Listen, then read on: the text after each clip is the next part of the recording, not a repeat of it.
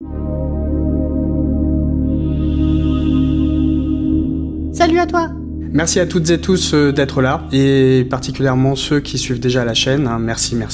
Je pensais sincèrement pas que voilà, le premier numéro aurait autant de vues tout de suite. C'est super, voilà, enfin, je suis ravi. Il manque plus que vos commentaires, hein. N'hésitez surtout pas à mettre des commentaires. Et je tiens à remercier tout particulièrement Céleste Grant, qui donc est un youtubeur déjà bien confirmé, qui m'a encouragé par rapport à ce premier numéro. Donc merci à lui, vraiment beaucoup. D'autant plus que ça m'a permis de découvrir son travail qui est colossal. Donc, deuxième numéro de Réalimateur, consacré cette fois aux films heureux. Alors, qu'est-ce que c'est les films heureux pour moi?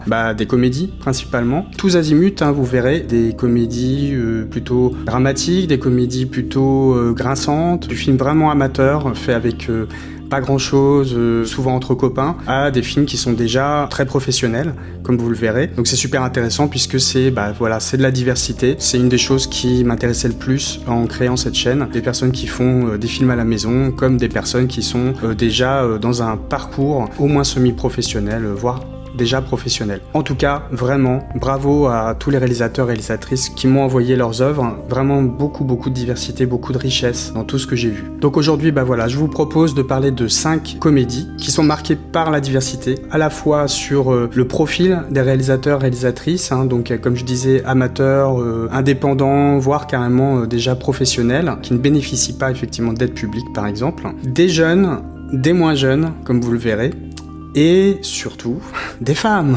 Donc j'ai enfin des films de réalisatrices. C'est parti pour le premier film. C'est dégueulasse. Et pourquoi donc? Tu connais rien, c'est le meilleur. T'es con? Au fait, t'as pensé à l'échelle? Oui. Je l'ai posé contre le mur. Hein? Mais qu'est-ce que t'as dans le ciboulot? Nom de Dieu, tu fais exprès ou quoi?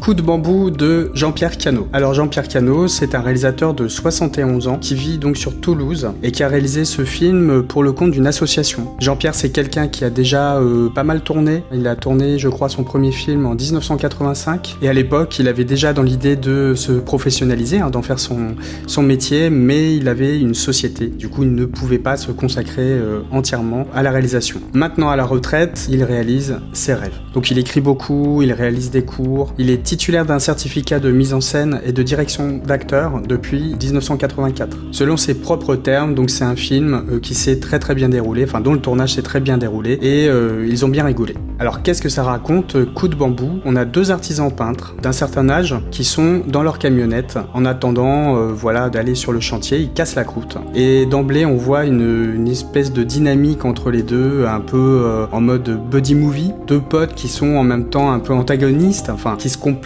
mais c'est un peu Laurel et Hardy si vous voulez. Donc un ton burlesque dès le début, qui est assez séduisant, malgré des faiblesses de mise en scène parfois. Il y a des répliques qui font mouche, qui sont assez efficaces. Moi j'ai une préférence pour celui qui joue l'ouvrier et donc le patron de l'ouvrier, hein, ils sont en train de manger dans leur camionnette, mais grosso modo ils se prennent la tête puisque l'ouvrier aurait perdu l'échelle qui allait leur servir pour accéder à leur chantier. Et donc là-dessus, le patron a une idée de pénétrer dans la maison par effraction. Tous les ingrédients d'une petite comédie sympathique, vraiment c'est ce qui ressort le plus, c'est très sympathique. Il n'y a pas vraiment de prétention, d'intention, je veux dire, de message à délivrer, hein, dans le film, c'est plus de la bonne humeur. On voit que les gens prennent du plaisir, ça se voit beaucoup, même sur les images que vous voyez peut-être, tout s'est fait vraiment dans la bonne humeur générale. Et ça transpire vraiment cette bonne humeur dans ce court-métrage. C'est pour ça que j'en parle. Surtout ce qui m'a plu, c'est on va dire le style artisanal, qui du coup,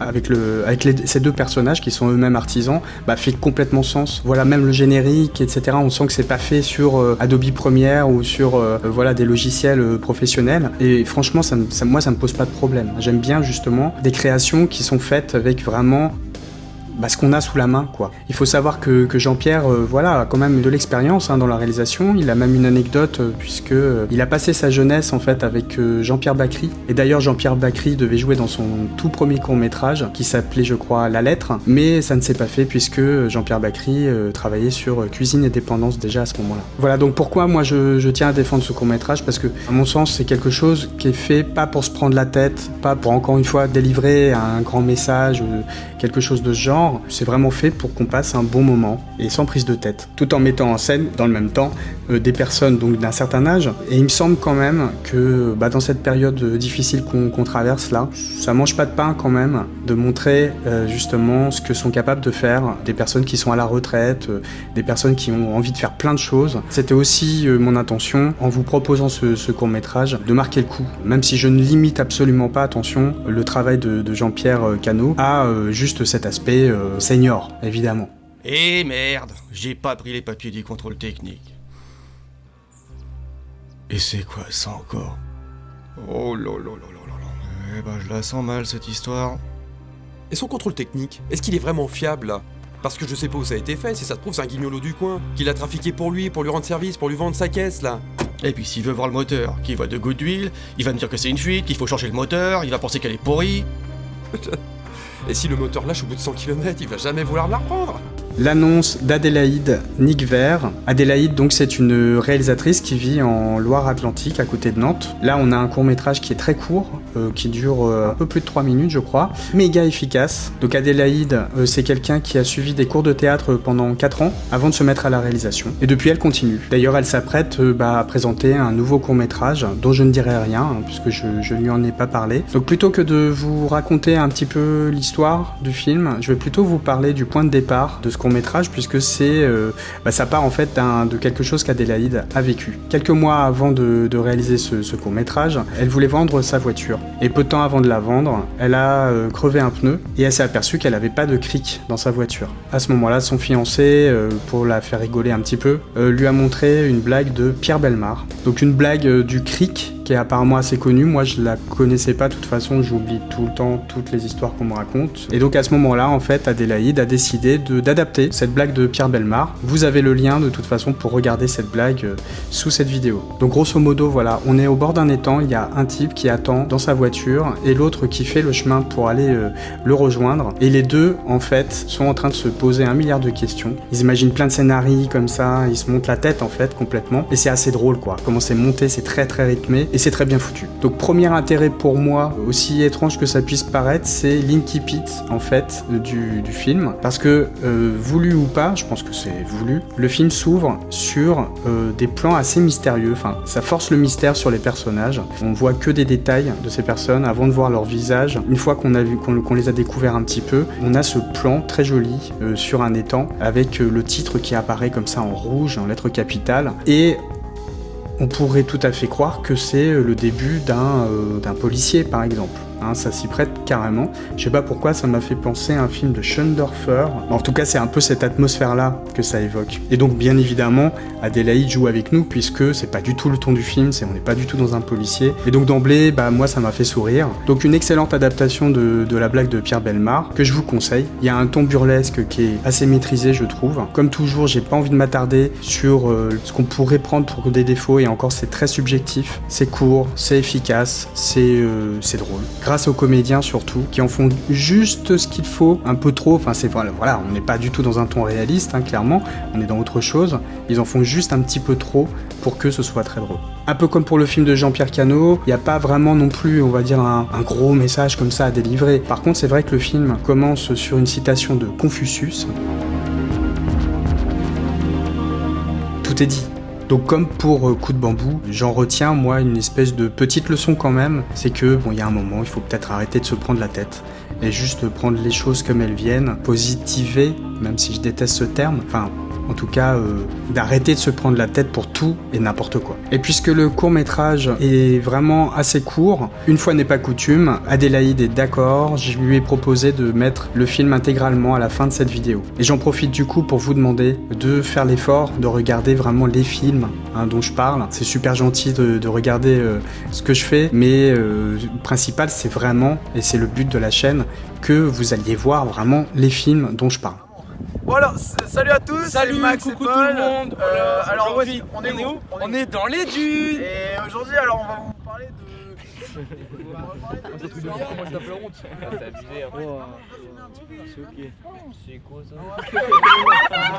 connaissez un petit peu quoi, c'est la faune et la flore de notre région quoi. Donc les Zoyas on en a un peu partout, maman filme un peu autour. Filme bien hein. Filme bien. Ouais ça va, c'est bien filmé. Et venez voir. Donc les Zoyas, on peut constater un petit dégradé de couleur. D'accord, là vous voyez, l'Oya est vert, part vers les chauds orangés, puis part vers du marron. Là ici ça part un petit peu assez riche.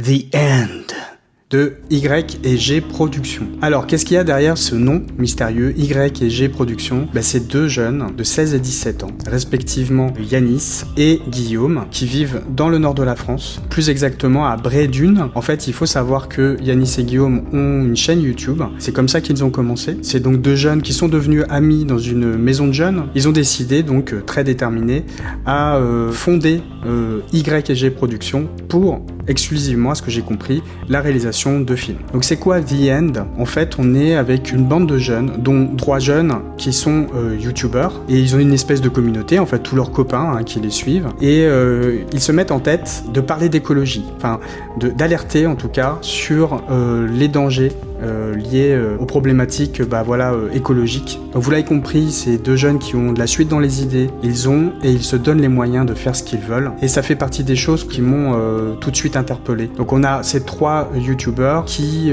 se décident donc de faire une émission où ils parlent d'écologie pour vraiment alerter, et il se trouve que cette vidéo fait un carton monumental. Donc c'est encore un court-métrage qui a été tourné avec vraiment très peu de moyens, tous amateurs, que ce soit eux-mêmes ou les personnes qui jouent dedans, adultes aussi. Et donc ils m'ont précisé que dans leur entourage, ils ont la chance d'avoir des gens qui sont toujours derrière eux, qui sont toujours prêts à jouer dans tout ce qu'ils font, quoi. Alors il faut savoir que ce court-métrage est à regarder avec une annexe, comme ils le disent eux-mêmes, de 3 minutes à peu près, qui est véritablement la vidéo que font les personnages dans le film en fait, où ils parlent beaucoup de comment le monde pourrait malheureusement évoluer d'ici 2050. Des images très très fortes, des images d'archives. Ils ont fait un gros travail de recherche et de montage. En fait, cette annexe à la base, elle était censée figurer à la fin du film, mais malheureusement pour des contraintes de temps, ils devaient, je crois, présenter ce film dans le cinéma de leur ville, et donc pour faire un export DCP, ça c'est le format dans beaucoup de cinémas aujourd'hui, la veille même de la projection, ils ont dû se dépêcher pour terminer. Du coup, l'annexe ne pouvait pas figurer dans le film à proprement parler. Je mets aussi le lien, bien sûr, allez voir aussi cette annexe, vous verrez, c'est quand même très bien foutu aussi. D'emblée, on est assez surpris par la maturité de ces deux jeunes, de leur rapport au monde, surtout le recul aussi qu'ils ont par rapport aux réseaux sociaux. Ils se moquent de ça. Bien sûr, ils pourraient aller plus loin, ça pourrait être mieux fait. Je vais parler après des petits défauts qu'il y a dans ce qu'ils ont fait. Il y a quelque chose, j'espère qu'ils vont pas aussi mal le prendre, ce que je vais dire. Voilà, on a regardé leur court-métrage avec ma chère et tendre, encore une fois, et on a eu un peu la même réaction. Mais ils sont trop mignons. Non, c'est vrai, on voit qu'ils le font avec beaucoup d'ardeur, beaucoup de détermination, et de créativité, ils ont envie de faire plein de choses. Il y a notamment plein de supports différents. La caméra qui sert vraiment à raconter l'histoire, celle où on est un peu plus impliqué dans leur processus de youtubeur, un drone aussi, ils essayent plein de choses. Et surtout des références, alors volontaires ou pas, ça je n'en sais rien. Et donc ces références, on peut notamment voir du Carpenter de Halloween à un moment, dans un travelling comme ça, dans une jolie petite rue, avec des jeunes comme ça qui sont en train de discuter, un autre qui est un peu derrière, et le contre-champ, en fait, on est plutôt chez Gus Van Sant de Elephant. Je sais pas s'ils ont eux-mêmes ces références-là, mais en tout cas, ça m'y a fait penser. Autre aspect que j'aime vraiment beaucoup dans ce qu'ils ont fait, c'est la province. Ça fait du bien. Et de voir en plus des gens qui, ça se sent, adorent leur région, adorent leur... là, on est au bord de la mer, on voit le littoral, on voit en plus, ils le filment superbement bien. Personnellement, comme bon nombre de Parisiens, je ne suis pas parisien de base, hein, je viens aussi de province à la base. J'ai jamais eu envie de faire un film parisien. C'est pas un projet.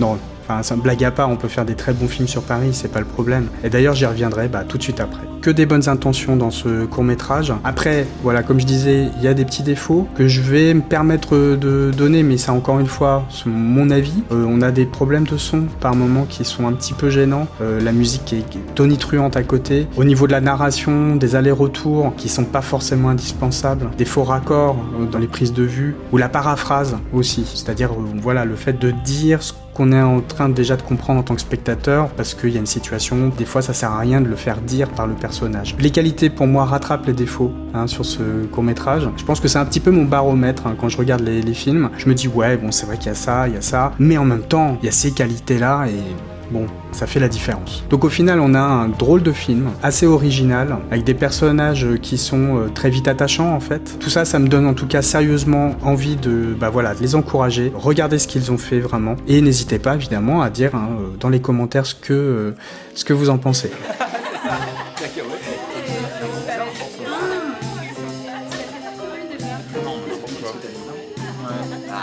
C'est un peu amer comme ça. Ouais, exactement, là c'est un peu amer. Justement, c'est Quoi, du gingembre? Je te dis pas, c'est moi,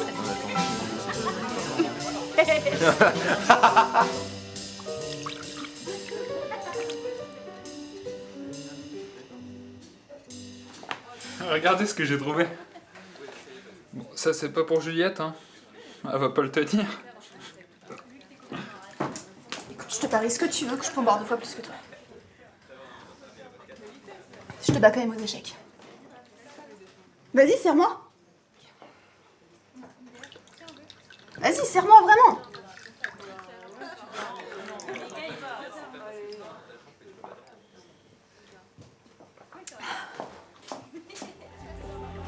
Pickpocket de Madeleine Claire. Je vais pas mentir, c'est un coup de cœur. Quand j'ai découvert ce court-métrage, la première fois, pour être tout à fait honnête, je lui ai dit d'ailleurs, j'ai trouvé qu'il y avait quelque chose de peut-être un peu trop fabriqué. Mais quand je l'ai revu, je me suis dit, mais what the fuck ? Mec, c'est un très très joli court-métrage. J'ai pas d'autres mots, c'est pas péjoratif quand je dis joli, bien évidemment. Voilà, c'est un vrai feel-good movie à la française. Madeleine Claire, en fait, c'est une réalisatrice de 28 ans et c'est surtout une artiste complète. À la base, donc musicienne, elle est aussi compositrice, actrice et monteuse. Son parcours très rapidement, elle a découvert sa passion pour la musique avec un nocturne de Chopin. Elle a étudié au Conservatoire à rayonnement régional de Versailles. Elle est diplômée du Conservatoire national supérieur de musique et de danse de Paris. Voilà, je vous dis un petit peu ce qu'il y a sur son site internet, je suis pas allé très loin pour le deviner. Donc Pickpocket, c'est un court-métrage qui a été tourné avec un budget assez réduit quand même pour le rendu, entre 4 000 et 5 000 euros, c'est ce qu'elle m'a dit à peu près, c'est un peu difficile à estimer pour elle. Et donc qu'est-ce que ça raconte ? On a donc un personnage de Pickpocket. Et là tout de suite, je suis obligé de dire quelque chose. Madeleine joue avec nous, puisque le court-métrage donc s'appelle Pickpocket. On commence avec un personnage qui est de Pickpocket dans le métro, un Pickpocket qui est pas très doué, et qui essaye à un moment de voler donc le portefeuille d'une jeune femme qui s'appelle Juliette et qui s'avère être le personnage principal. Donc on va suivre Juliette. Et donc effectivement, le personnage du Pickpocket, bien évidemment, sert à quelque chose et je veux pas du tout vous dire à quoi, puisque je veux que vous découvriez par vous-même ce joli conte qui va nous faire suivre le personnage de Juliette qui donc sort du métro pour aller dans une soirée d'une amie qui s'appelle Alice, je crois, oui c'est ça. Tout ce que je peux vous dire, c'est que Juliette va être toisée un petit peu par un jeune homme, un jeu un peu de séduction, et qu'elle va le prendre au mot et se mettre la tête à l'envers. Elle va boire beaucoup, forcément, elle va ressortir de la soirée un peu pas bien. Donc il faut savoir que c'est un court-métrage qui a eu quand même une carrière en festival, une vingtaine de festivals, et qui a reçu plusieurs prix. Pour le meilleur acteur, le Pickpocket en Roumanie, et un prix pour la meilleure image dans un festival américain, j'ai pas réussi à savoir lequel. Petite anecdote, il y a une grosse partie quand même du film, enfin non négligeable, qui a été tournée dans le métro parisien. Pour ceux qui ont déjà essayé de tourner dans le métro, enfin surtout de demander des autorisations, Ben en fait ça coûte une blinde. Il y a même une station de métro spécifique pour tous les tournages. Donc bien sûr avec un budget aussi réduit, il était hors de question pour Madeleine de louer, ne serait-ce qu'une heure le métro. Bah, évidemment comme on le fait toujours, et voilà, on va pas se mentir, ça a été tourné à l'arrache. Pendant un dimanche, ils ont tourné toutes les scènes du métro sauf une qui était pas faisable. Et donc oui, ils se sont rendus plutôt à Gare du Nord un dimanche soir. Donc ils ont fait une seule prise et ils sont partis. Ça montre l'investissement en tout cas de Madeleine et de toute son équipe. On a quand même une image qui est très belle, ils ont eu un prix pour ça, c'est pas pour rien. Une mise en scène qui est très réaliste et en même temps avec un ton de comédie qui est parfaitement maîtrisé. Il y a même des petits éléments burlesques dès le début du film et ça c'est tout son talent de compositrice et d'interprète puisque la musique elle l'a entièrement composée et interprétée et il y a un thème de piano au début du film qui accompagne le pickpocket qui fait très clairement penser au film muet burlesque et donc ça colle parfaitement à son univers. Madeleine c'est quelqu'un de très gentil que j'ai eu au téléphone, j'ai eu un grand plaisir d'échanger avec elle. On sent que c'est quelqu'un qui a plein d'envies, sans doute très différentes. Elle m'a parlé d'un long métrage, elle m'a parlé aussi d'un court métrage qui est en recherche de production. Dans le même temps bien sûr elle continue de travailler très régulièrement comme musicienne. Juste pour le plaisir, je vous donne un petit aperçu de son talent.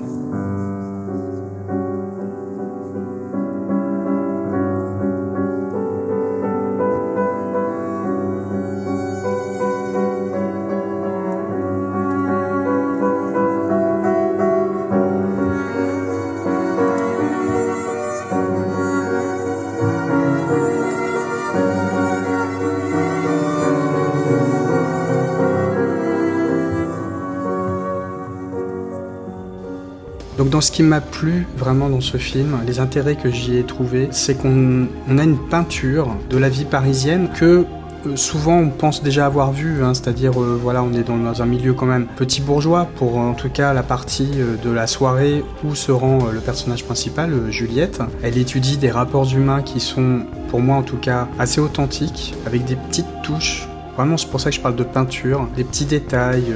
On a quelqu'un qui va raconter une histoire, on a le personnage du jeune homme qui toise sans arrêt Juliette, mais on voit qu'il est quand même très nettement intéressé par elle. Il s'adresse un tableau, au final, qui est très juste, avec un rendu, alors là pour le coup, qui est vraiment très professionnel de toute façon. Là on n'est pas du tout dans un univers amateur, avec juste une bande de copains qui font leur film. Donc, clairement on est dans quelque chose qui a d'autres ambitions. Mais c'est pour ça que ça m'intéresse aussi d'en parler à cette occasion, parce que ce qui ressort, c'est les intentions qui sont toujours louables, des choses très humaines en fait. Autre intérêt, c'est la juxtaposition du coup, par le biais du personnage du pickpocket et de Juliette. La juxtaposition donc, on va dire, du milieu un petit peu petit bourgeois et du milieu vraiment classe populaire, enfin voilà, de l'homme de la rue quoi, incarné par le pickpocket. Et ce qui est super, c'est qu'il y a un équilibre dans l'importance en fait que les personnages ont. Voilà, ça reste toujours honnête et ça c'est vraiment grâce à l'interprétation particulièrement du pickpocket par exemple, mais aussi de Madeleine en fait, de Juliette, puisque oui, je l'ai quand même pas précisé, mais le personnage principal est incarné par Madeleine, donc qui avait toutes les casquettes sur le film. Alors là c'est encore plus impressionnant puisque voilà, elle avait à la fois la casquette de l'auteur, la casquette de la réalisatrice, celle de l'actrice, de la compositrice, de la monteuse. Là où je trouve que Madeleine surtout touche vraiment quelque chose du doigt, c'est dans la mise en scène. On sent que de toute façon, si les personnages sont aussi justes, c'est parce que derrière, il y a quand même quelque chose qui est complètement incorporé dans leur travail de préparation certainement, c'est la violence sociale. On a un autre personnage, je vous dirai pas à quel moment ni quoi que ce soit, mais qui incarne très clairement tout ce qu'il y a de plus violent socialement. Tout ce que je peux vous dire, et je mettrai le lien encore une fois sous la vidéo, c'est qu'en fait, Madeleine a été inspirée par un fait divers. Je ne vous dirai rien de plus. C'est ce fait divers qui l'a inspiré pour écrire ce court-métrage, que bien évidemment je vous invite à regarder, et surtout à regarder intégralement.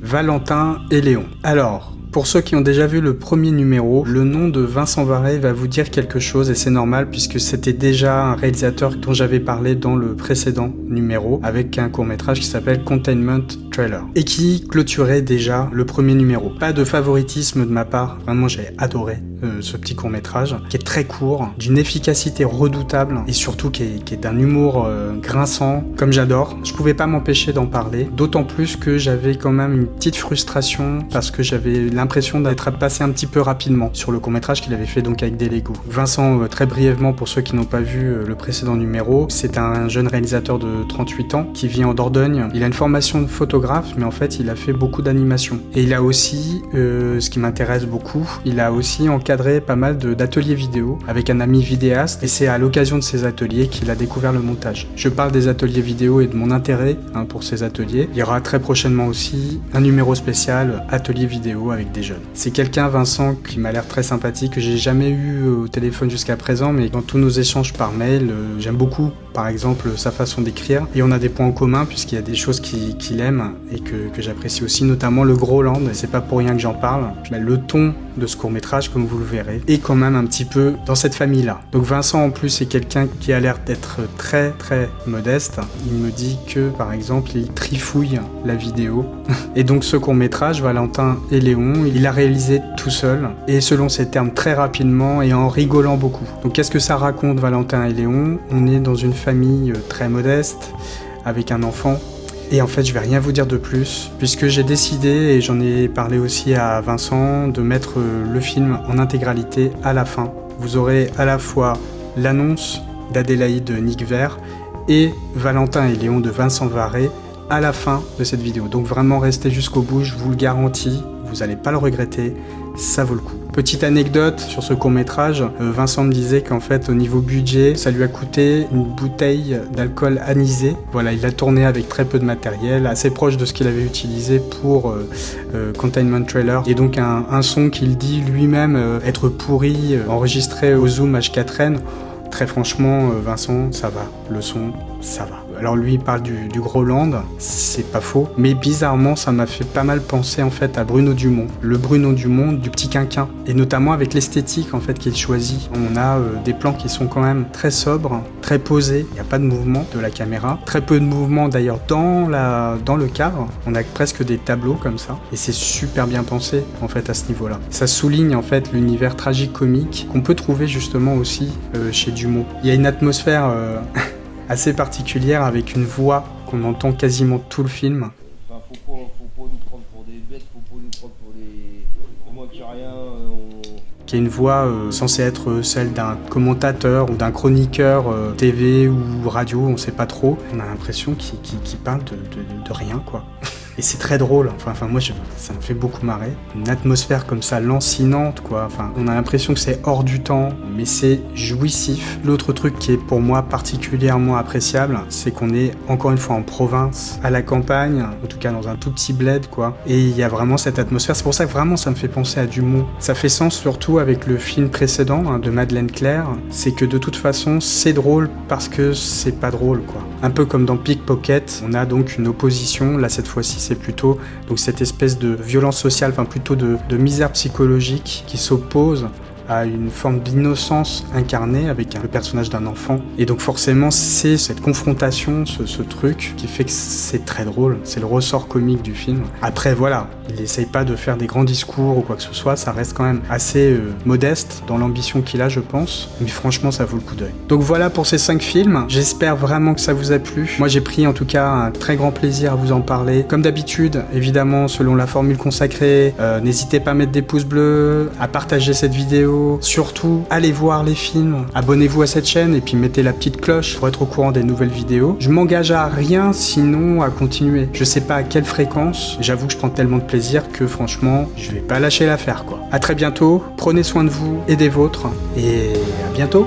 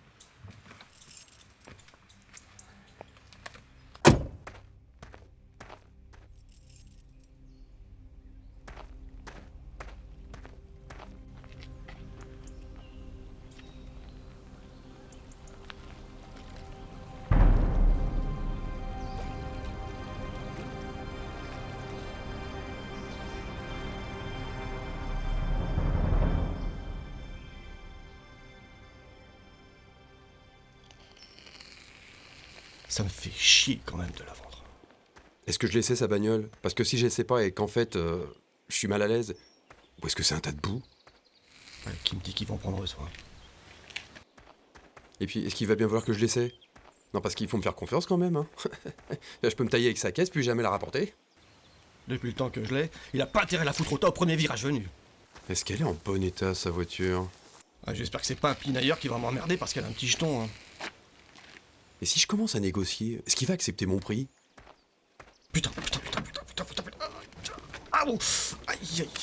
Et si ça se trouve, il va m'en demander 1000 balles, parce qu'après, il faut payer la carte grise, sans compter les papiers d'assurance. Eh merde, j'ai pas pris les papiers du contrôle technique. Et c'est quoi ça encore? Oh là.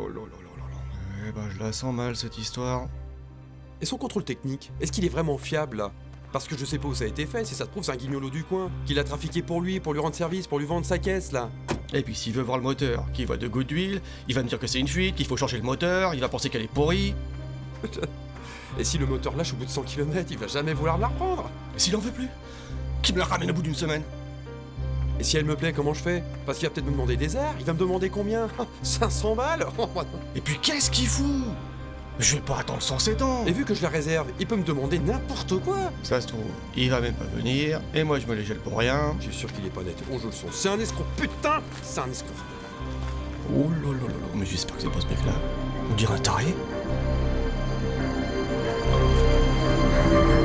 Ta voiture, tu peux te la foutre au cul!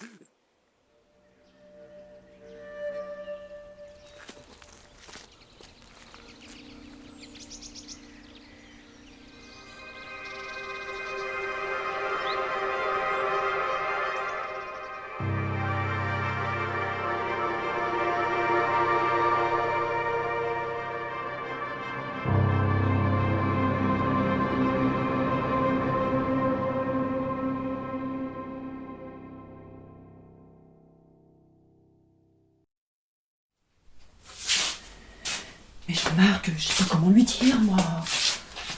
J'aurais pas les mots. C'est toujours pareil, c'est pas possible.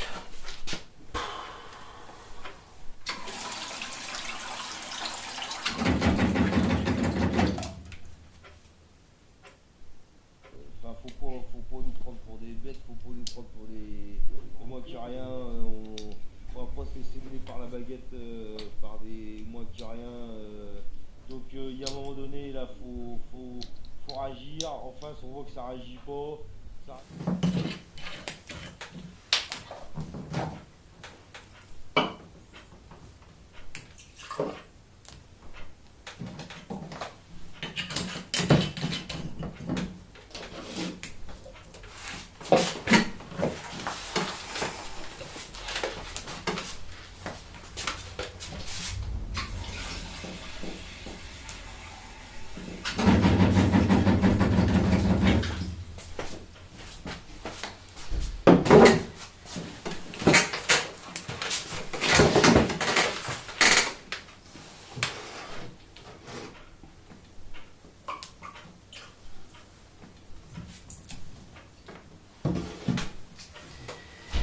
Écoute Valentin, ton père et moi on a quelque chose à te dire, quelque chose d'assez important. Comme tu as pu le voir ce matin, Léon n'est pas là. Enfin, il est plus là, quoi. Il est parti.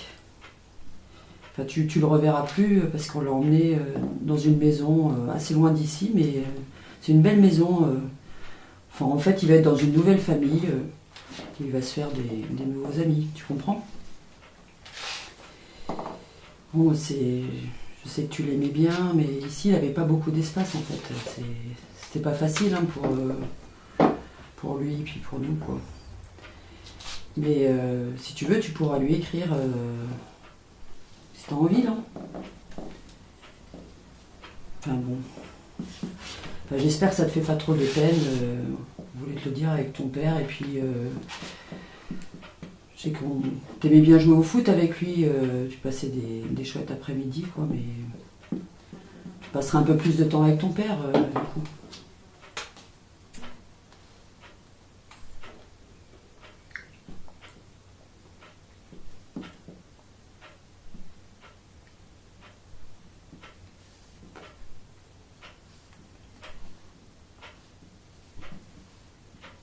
Tu comprends?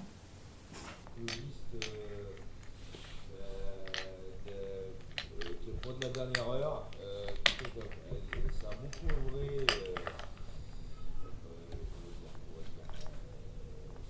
Ça a beaucoup œuvré pour la planète.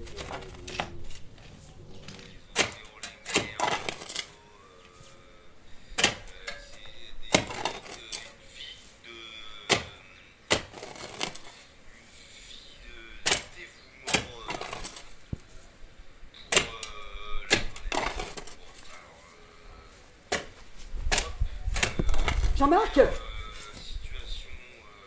Mais fais quelque chose! Première question qui vous vient. Valentin! Qu'est-ce qui vous a. Comment dirais-je? C'est un peu intime, hein, c'est un peu brut de décoffrage comme ça, là, mais. Bon. De quelle manière. Bon, quel coup de cœur? Comment vous êtes venu l'amour pour vous de la planète? En gros. Bon, vous n'êtes pas obligé de répondre tout de suite parce que de toute façon c'est une espèce de préambule.